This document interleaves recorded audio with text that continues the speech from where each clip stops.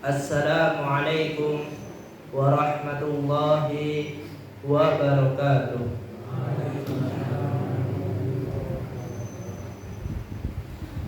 Innal hamdalillah nahmaduhu wa nasta'inuhu wa nastaghfiruh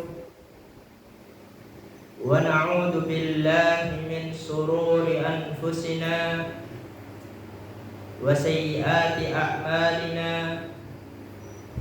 May yahdihillahu fala mudilla lahu wa may yudlil fala hadiya lahu. Wa asyhadu an la ilaha illallah wahdahu la syarika lahu wa asyhadu anna Muhammadan abduhu wa rasuluh. Amma ba'd. Para hadirin jamaah penuntut ilmu yang sangat dimuliakan oleh Allah Subhanahu wa taala, pada pertemuan malam hari ini kita akan melanjutkan belajar bersama-sama kita yang berkaitan dengan ilmu tauhid menggunakan kitab atau buku yang berjudulkan Al-Jadid fi Syarhi Kitab Tauhid karya Syekh Muhammad Ibnu Abdul Aziz As-Sulaiman Al-Qur'awi. Dan sebelum memasuki belajar bersama-sama, mari kita baca basmalah bersama-sama.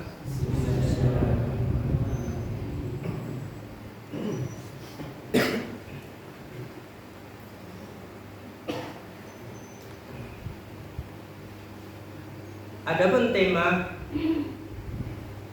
yang akan kita pelajari bersama-sama pada malam hari ini yang berkaitan dengan firman Allah Subhanahu wa taala, wa minan nasi may yattakhidhu min dunillahi andada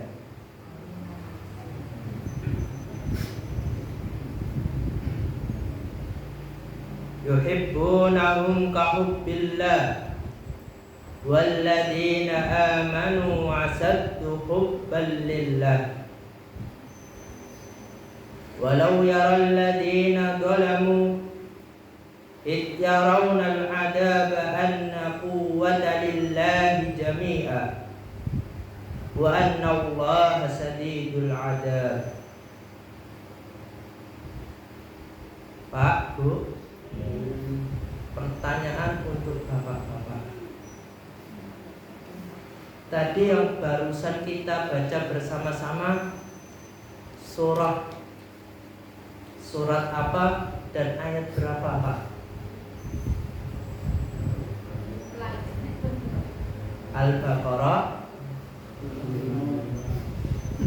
Al-Baqarah ayat 165. Wa minan nasi may yattakhidhu min dunillahi andada.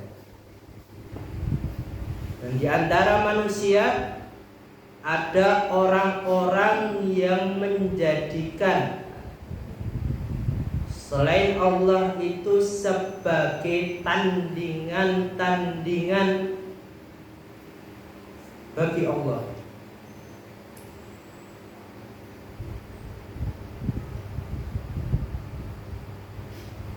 Dalam ayat ini ada kalimat wa minan nas, ba'dun nas. Sebagian orang itu ada yang menjadikan, ada yang membuat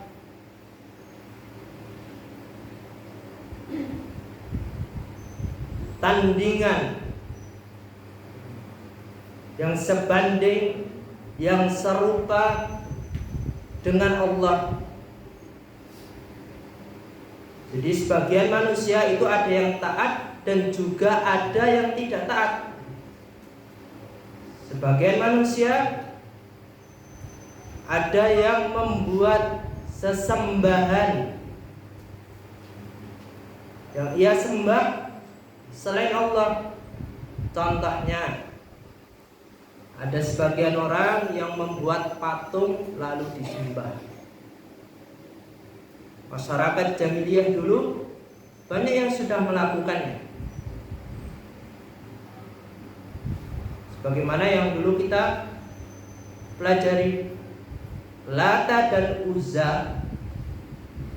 Afara'aitumul Lata wal Uzza. Lata dan Uzza dulu terkenal menyiapkan makanan untuk orang-orang yang melakukan ibadah haji. Orang yang terkenal, saleh.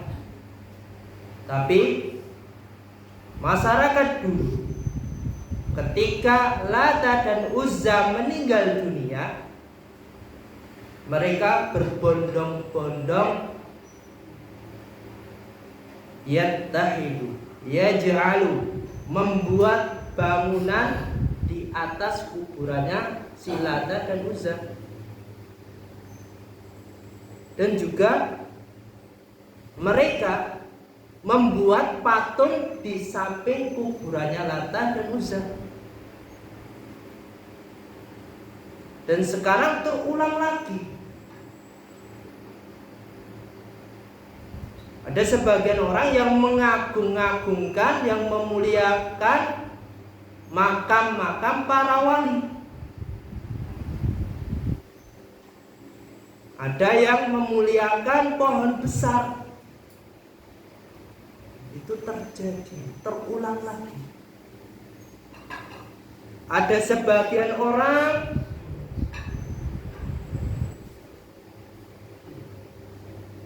yang ngirim sesajen ke perapatan atau melakukan ibadah-ibadah kesyirikan yang lainnya.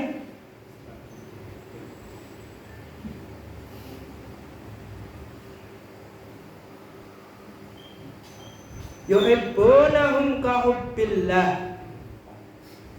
Mereka itu mencintainya sebagaimana mereka mencintai Allah.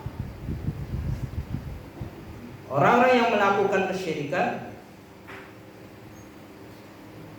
dia itu hubbunya, cintanya terhadap berhala, sesembahan selain Allah, itu melebihi cintanya kepada Allah, sehingga dia menyembah kepada selain Allah.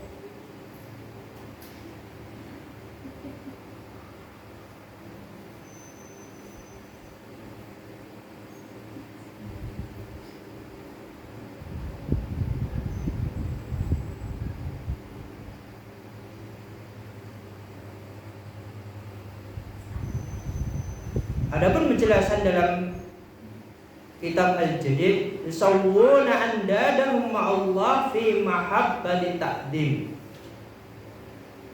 Orang yang sering melakukan kesyirikan, mereka menyamakan antara Tuhan-Tuhan tandingannya tadi yang dibuat dengan tangannya itu dengan Allah dalam hal mencintai dan mengagungkannya, memuliakannya. Li'anna hubbul mu'minina khalis lillah. Dikarenakan cintanya seorang yang mukmin secara khalis, secara ikhlas, itu murni hanya untuk Allah. Walladzina amanu asad tuhubban lillah. Adapun orang-orang yang beriman itu sangat cinta kepada Allah. Adapun orang-orang musyrik, cintanya itu terbagi menjadi dua.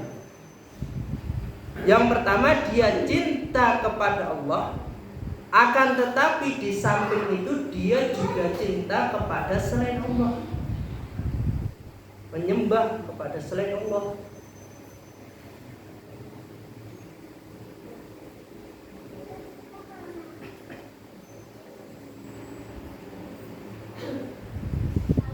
Karena kaidahnya al-hubbul khalis aqwa min hubbil mustarak. Karena cinta yang murni itu lebih kuat daripada cinta yang terbagi. Cinta yang murni, hubbulillah, itu tidak boleh dibagi-bagi. Kita menyembah hanya kepada Allah, tidak boleh kita hubbul li ghairillah, cinta kepada selain Allah dalam beribadah. Kalau itu sudah kita tanamkan, maka kita hanya menyembah kepada Allah. Karena sebagian manusia itu ada yang menyembah Allah dan juga ada yang menyembah kepada selain Allah. Walaupun labelnya itu haji atau Pak Haji ataupun kiai ataupun gus. Karena sebagian kiai itu mengajak malah dakwahnya itu mengajak tur ziarah kubur, dan tujuannya itu untuk meminta berkah kepada kuburan. Ada juga yang tur ke tempat yang itu dianggap keramat, menjelaskan tentang hal-hal yang tidak sesuai dengan Al-Quran dan hadis-hadis Nabi yang sahih. Itu sekarang banyak yang terjadi. Orang yang beriman, dia cinta hubbulillah secara sejati. Kalau sudah hubbulillah, cinta kepada Allah secara sejati, maka dia menjaga pondasi-pondasi dalam mengisahkan Allah, menjaga rukun Islam terlebih dahulu. Rukun Islam ada berapa, Bu? Ibu-ibu Pak, nanti gilirannya sendiri-sendiri. Yang pertama apa, Bu? Iman kepada Allah. Yang kedua, kepada malaikat. Rukun Islam. Rukun Islam dulu.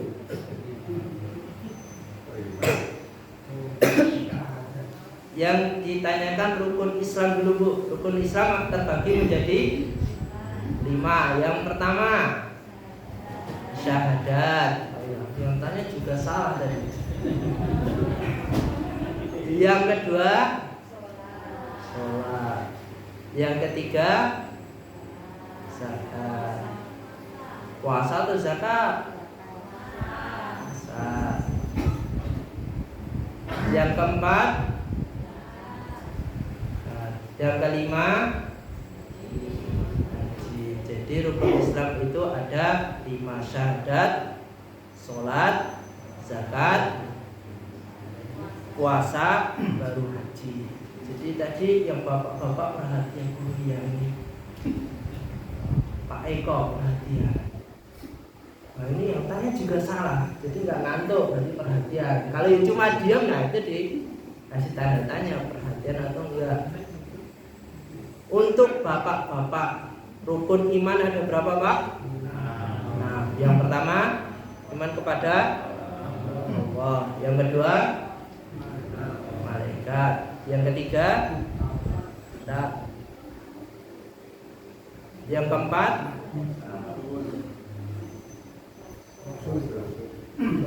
Rasul. Yang kelima, hari kiamat. Iman kepada hari kiamat, terjadinya hari kiamat. Yang terakhir, qada dan qadar. Ini harus dijaga. Kalau pondasi awalnya sudah kuat, yang pertama rukun Islamnya terlebih dahulu. Karena orang masuk Islam pasti disuruh syahadat, mengisahkan Allah. Kalau orang yang masuk Islam ujuk-ujuk langsung sholat, sholatnya nggak diterima. Pertama kali orang itu masuk Islam, dia disuruh syahadat. Itu karena di situ ada nilai-nilai tauhidnya. Makanya pondasi yang harus dikuatkan seorang muslim yang sejati, biar nggak bingung ketika menjalankan ketaatan kepada Allah,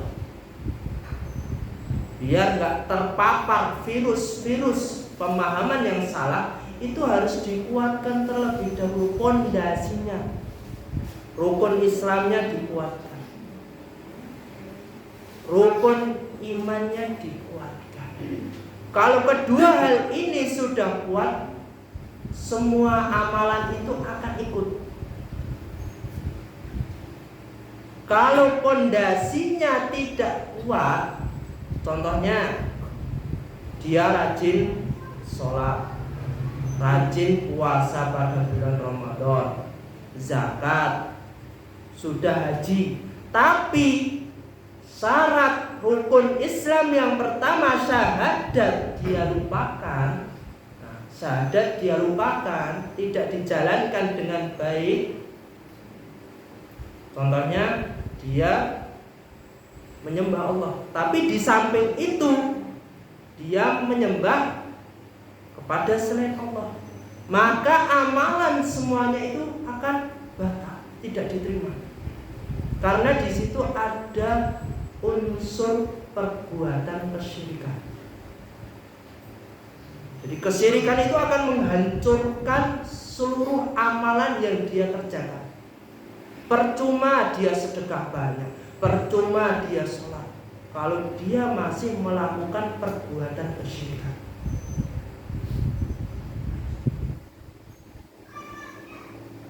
Malah lebih bagus orang yang sedikit melakukan amalan kebaikan, tapi dia hanya menyembah kepada Allah. Itu lebih baik daripada orang yang melakukan banyak amalan kebaikan tapi dia masih melakukan perbuatan kesyirikan. Karena itu hancur semua amalan yang dia kerjakan. Dan juga dalam memegang tauhid, dalam mempelajari tauhid, dalam mengisahkan Allah, ketika sudah kokoh kuat rukun Islam, rukun iman, dia menjaga pembagian tauhid yang 3. Bapak-bapak, Pak, pembagian tauhid yang pertama apa? Tauhid rububiyah. Yang kedua, Pak, uluhiyah. Yang terakhir, Bu, asma wa sifat. Sifat-sifat dan nama-nama Allah itu harus dijaga. Kalau itu sudah dijaga, semua amalan akan mengikuti. Kalau itu tidak kuat, sudah nanti mudah sekali diselewengkan. Ketika ada seorang kiai atau ustadz yang ngisi kajian, diinggok-inggokkan, cuma mantuk-mantuk aja. Karena pondasi awalnya itu tidak kuat. Kecuali kalau pondasi dia dalam mentauhidkan Allah sudah kuat, mau ganti berapa kali pun orang yang menjelaskan tentang agama, kalau itu salah, dia akan menolak, akan mentah. Kalau itu pondasinya kuat.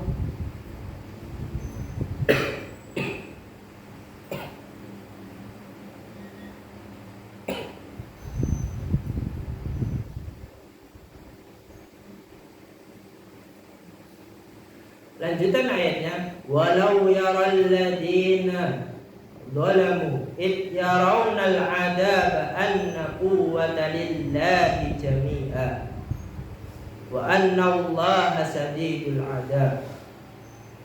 Jika seandainya orang-orang yang berbuat zalam, berbuat zalim, itu maksudnya melakukan perbuatan kesyirikan, menyekutukan Allah, id yarawnal adaba, jika mereka yang melakukan perbuatan kesyirikan itu mengetahui azab Allah,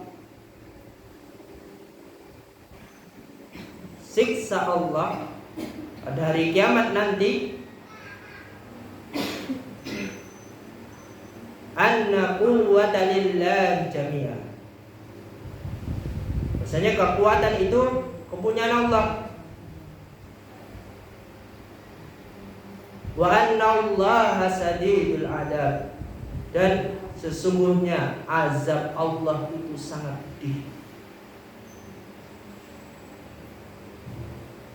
Jadi orang-orang yang melakukan perbuatan kesyirikan waktu sekarang ini yang masih santai-santai aja.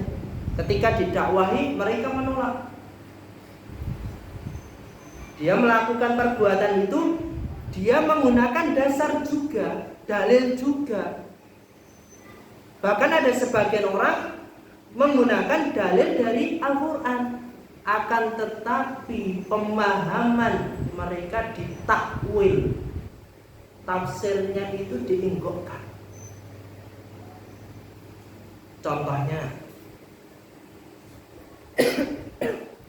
dulu kita sudah mempelajari tentang fikih.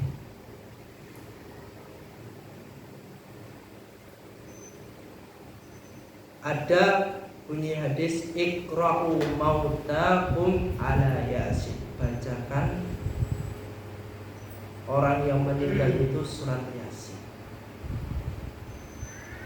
Itu kedudukan hadisnya dhaif. Kedudukannya dhaif. Akan tetapi orang yang melakukan perbuatan kesyirikan mentakwil hadisnya, menggunakan hadis itu sebagai hadis pedoman dalam mengamalkan membaca surat Yasin yang ditujukan terhadap orang yang sudah meninggal. Langsung ditujukan kepada orang yang meninggal. Kan kedudukan hadisnya itu tertolak, dhaif, gak boleh diamalkan. Tapi mereka menggunakan dasar hadis itu untuk yasinan yang ditujukan terhadap orang yang sudah meninggal. Itu kan menggunakan dasar juga. Gimana Pak Bu? Menggunakan dasar dari hadis. Tapi hadisnya itu tidak boleh untuk diamalkan. Tapi orang-orang yang melakukan perbuatan kesyirikan menganggap dasarnya itu dasarnya benar, sehingga mereka melakukan perbuatan itu. Ketika kita dakwahi, kita ajak, itu mengatakan atau menolak ajaran kita.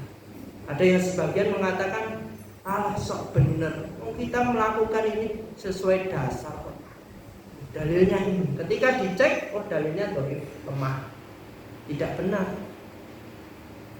Padahal itu yang ia lakukan jelas-jelas merusak fondasi hukum Islamnya, syahadatnya itu rusak. Karena membaca surat Yasin yang ditujukan kepada orang yang meninggal itu tidak diperbolehkan. Dan juga ketika mendakwahi orang-orang yang melakukan perbuatan kesyirikan itu harus penuh kesabaran. Ada saudara kita masih nyimpan keris. Kerisnya itu dibuat atau untuk melakukan perbuatan kesyirikan. Atau ada yang masih melakukan nyewu, ada yang kirim bunga ke perapatan. Itu harus kita dakwahi, harus kita ingatkan. Itu tugas kita. Tapi ketika kita mengajak, kita harus sabar. Contohnya saja, saya duduk di sini. Kalau latar belakang bapak-bapak dan ibu-ibu belum pernah mengaji, belum pernah belajar, itu pasti itu saya ditentang. Ada yang protes, oh lu sidik-sidik, wah dari Islam, bid'ah. Nah, itu gampang saja, sholawatan yang diiringi dengan musik, itu perbuatan bid'ah. Tapi jamaahnya itu pelaku itu semua, pasti saya diserang, itu yakin. Tapi ketika kita dakwah tauhid, ingat harus sabar. Kita melakukan perbuatan kebenaran, itu pasti ada yang tidak suka. Itu pasti, dimanapun tempatnya. Dan begitu pula ketika belajar tauhid dan mengamalkannya, itu juga butuh kesabaran, butuh proses. Gak mungkin ujuk-ujuk langsung bisa mengamalkan, itu gak mungkin. Bisa mungkin atas izin Allah, tapi ada sebagian orang itu harus berproses, melewati proses. Itu pasti. Mengamalkan tauhid itu harus penuh kesabaran, ketelatenan. Karena kita tidak tahu akhir hidup kita itu bagaimana, tidak tahu. Kita diperintahkan hanya untuk selalu semangat, optimis untuk melakukan amalan-amalan kebaikan dan menjauhi amalan-amalan yang mengandung nilai-nilai kesyirikan. Karena nilai-nilai kesyirikan bisa menghancurkan amalan kita.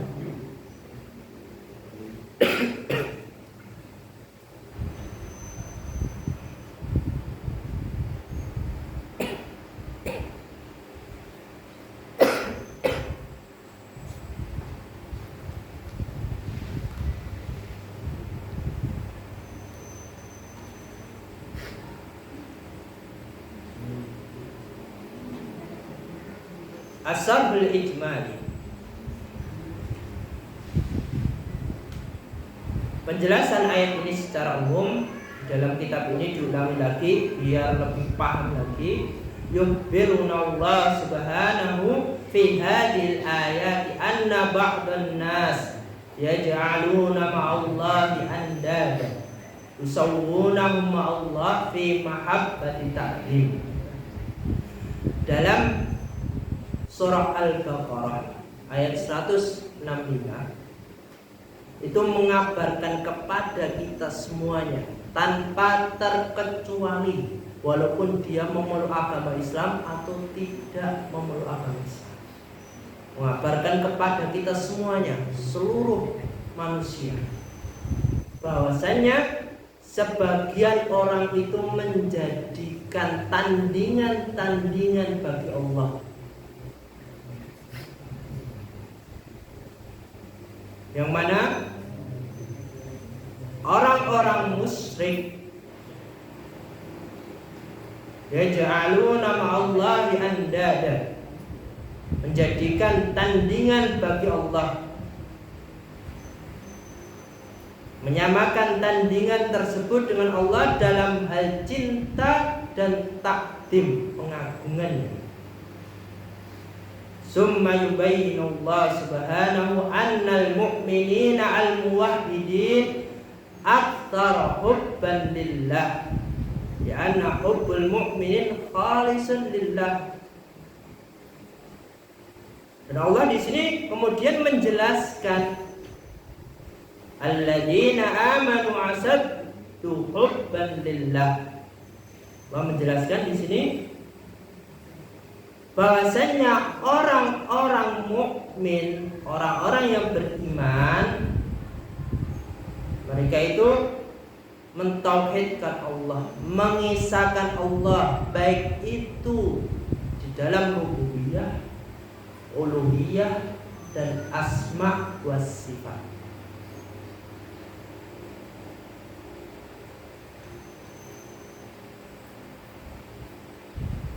Hubban lillah. Orang yang beriman, tanda-tanda orang yang beriman itu ikhlas, mencintai Allah dalam beribadah. Beribadahnya hanya kepada Allah. Itu yang benar-benar orang yang beriman. Wa hubbu haula, adapun cintanya orang-orang musyrik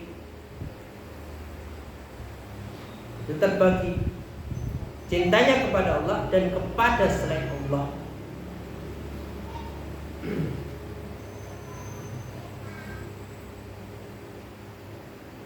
Summa yukhbirullah subhanahu wa ta'ala, Lalu Allah itu memberi peringatan terhadap orang-orang yang melakukan perbuatan kesyirikan.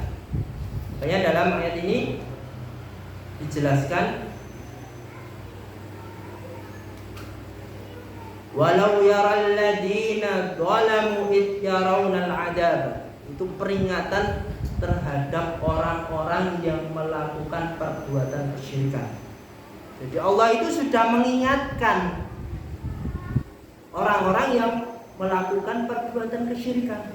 Itu semuanya sudah diingatkan bahwasanya orang yang melakukan perbuatan kesyirikan pasti akan mendapatkan syadidul iqab, azab yang sangat pedih, pasti. Karena dia menyekutukan Allah.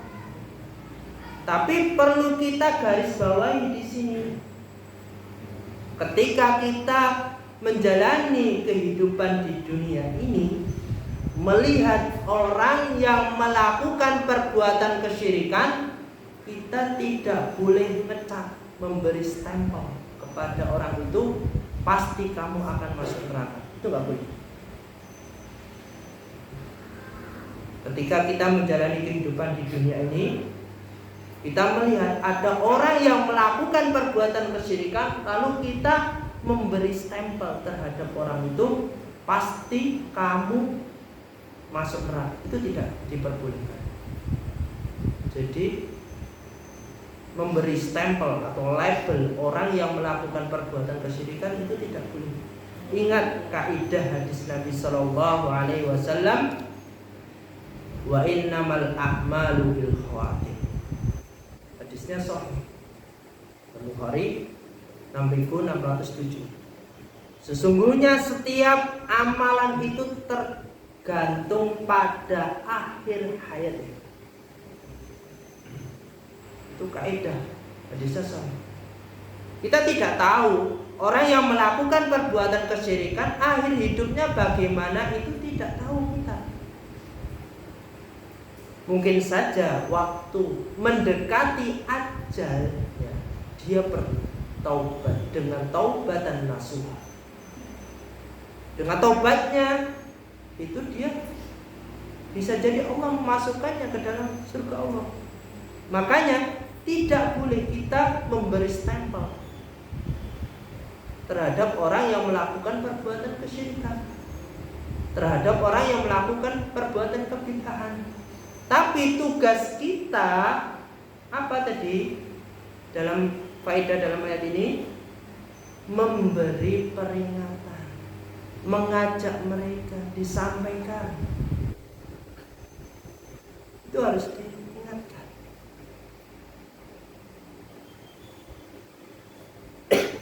Kalau sudah kita ingatkan, tapi kok malah menolak ajakan kita, bahkan sampai memusuhi, nah, itu ya jangan lesu, jangan marah, harus sabar. Itu hal wajar. Tapi kita sudah melakukan tugas kita, mengingatkan, kita sudah gugur. Kalau dia tetap melakukan amalan itu, ya itu urusan dia. Karena kita belajar ilmu sesuai dengan syariat, tujuannya untuk menyelamatkan kita, diri kita masing-masing, dan untuk menyelamatkan keluarga kita. Untuk orang lain itu kita ajak, kita juga ajak mereka. Tugas kita mengingatkan. Kalau sudah kita ingatkan tidak mau, itu harus sabar. Jangan langsung utung. Banyak kok Pak Bu yang menjelaskan tentang perbuatan, wah ini syirik, ini perbuatan bid'ah. Sampai ada cerita teman saya itu di Kebumen, itu diusir dari kampungnya, diusir, nggak boleh di situ. Lalu dia membuat pondok malah di luar Kebumen. Pondoknya besar, terkenal juga. Pondoknya Dulu saya belajar di sana juga, di Imam Bukhari. Itu mudirnya dulu menyampaikan tauhid kepada masyarakat, tapi banyak yang menolak sehingga dia hijrah ke sana dan sekarang malah disuruh balik ke sana lagi. Karena mayoritas penduduknya itu, mayoritasnya itu sudah belajar sekarang, sudah menerima, mendapatkan hidayah. Itu sampai dulu sih, itu hal yang wajar. Kalau kita dakwah ada yang kok ada yang nggak suka, itu hal yang wajar. Oh kok digunjing orang, itu hal yang wajar. Sabar, itu ujian.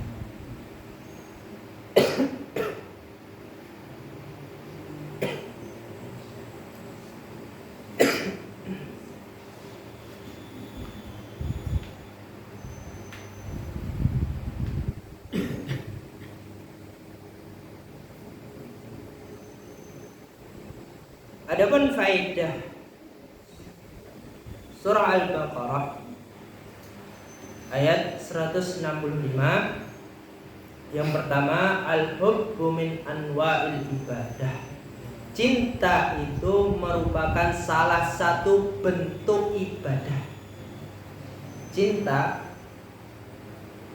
itu merupakan salah satu bentuk ibadah. Jadi dalam beribadah kita itu harus suka, cinta terlebih dahulu. Contohnya, gampangan saja, membaca Al-Quran. Kalau kita itu sudah cinta membaca Al-Quran setiap harinya, meluangkan habis maghrib sampai isya, itu cinta, senang hatinya, itu pasti setiap hari baca. Setiap hari pasti baca. Kalau suka, cinta. Berbeda dengan orang yang tidak cinta amalan itu. Dalam ketaatan membaca Al-Quran, memahaminya, baru baca satu muka itu udah wah berat banget ini ya. Apalagi baca beserta artinya, berat. Itu gara-gara tidak cinta. Contoh lainnya, sholat 5 waktu. Dalam menjalankan ibadah sholat 5 waktu itu harus didasari dengan cinta. Cinta beribadah untuk Allah. Kalau tidak didasari cinta, itu adanya cuma gersulo. Wah, kok wis sadar ya? Adanya gitu. Itu pasti ada. Baru kerja, ngunggusi paket. Wah, itu kok udah hasilnya jam 12, cepet banget hasilnya. Belum selesai. Keburu untuk setoran. Kurirnya ngambilnya jam 1, tambah pusing lagi tuh. Itu udah cepet-cepet. Itu pasti gersuno. Berbeda dengan orang yang didasari dengan cinta. Kalau sudah didasari dengan cinta dalam menjalankan sholat 5 waktu, sudah mendengarkan azan hayya 'alas sholat, mari kita sholat, itu langsung ditinggalkan walaupun dikejar setoran barang. Itu kalau benar-benar orang yang beriman. Jadi dalam menjalankan suatu amalan ibadah itu harus didasari dengan cinta. Contoh lainnya, sekarang kita belajar bersama-sama. Kalau kita tidak didasari dengan cinta dalam belajar, itu cuma berangkat sekali 2 kali. Kalau kita dasari dengan cinta, itu tetap berusaha untuk datang. Walaupun dari pagi sampai sore dia kerja, tapi dia berusaha untuk menyisihkan waktunya. Karena kita semuanya punya kesibukan. Kalau kita memiliki dasar cinta, sesibuk apapun kegiatannya, dia akan menyempatkan untuk meluangkan belajar, meluangkan untuk membaca Al-Quran beserta artinya. Jangan sampai Pak Bu memeluk agama Islam tapi kok nggak pernah membaca Al-Quran beserta artinya secara keseluruhan itu jangan sampai. Harusnya malu. Karena kita menyadari Al-Quran itu sebagai pedoman hidup, petunjuk. Kalau itu sudah menjadi petunjuk harus dibaca. Itu petunjuk. Jadi kalau nggak dibaca berarti itu bukan petunjuk hidup. Hidup kita bisa tersesat. Kalau itu menjadikan cinta, petunjuk hidup baru dibaca.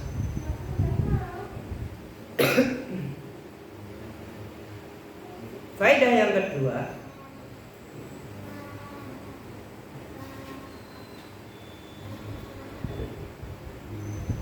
cintanya orang-orang musyrik kepada Allah, orang yang melakukan perbuatan kesyirikan, cintanya kepada Allah itu tidak akan bermanfaat baginya. Karena ketaatan dan perbuatan kesyirikan itu tidak bisa dijadikan menjadi satu wadah. Itu nggak boleh dijadikan satu wadah.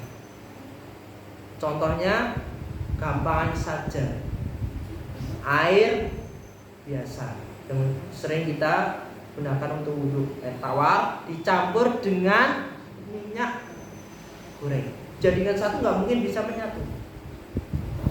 Begitu pula ketaatan dan perbuatan kesyirikan. Kalau orang melakukan perbuatan kesyirikan, pasti amalannya itu hancur.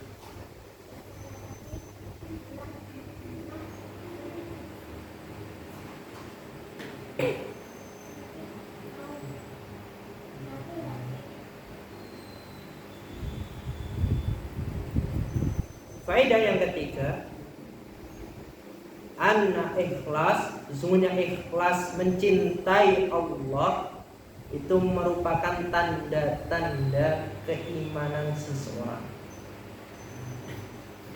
Tanda-tanda keimanan seseorang, salah satunya itu cinta ketika melakukan perbuatan ibadah. Mungkin kita cukupkan sekian. Sebelum ditutup, pertanyaan untuk ibu-ibu. Bu,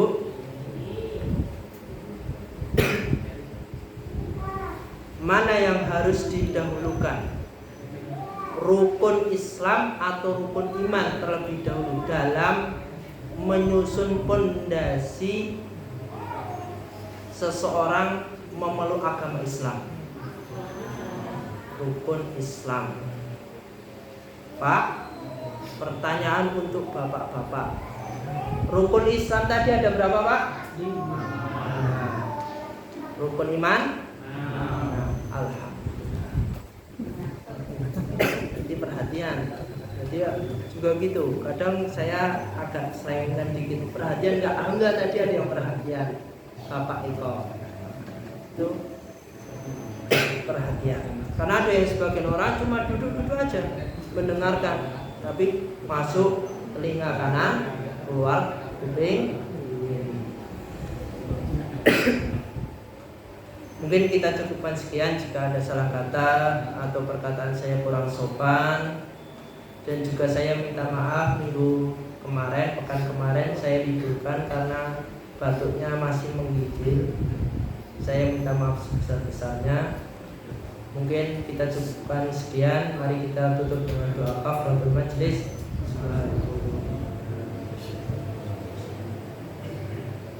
Assalamualaikum warahmatullahi wabarakatuh.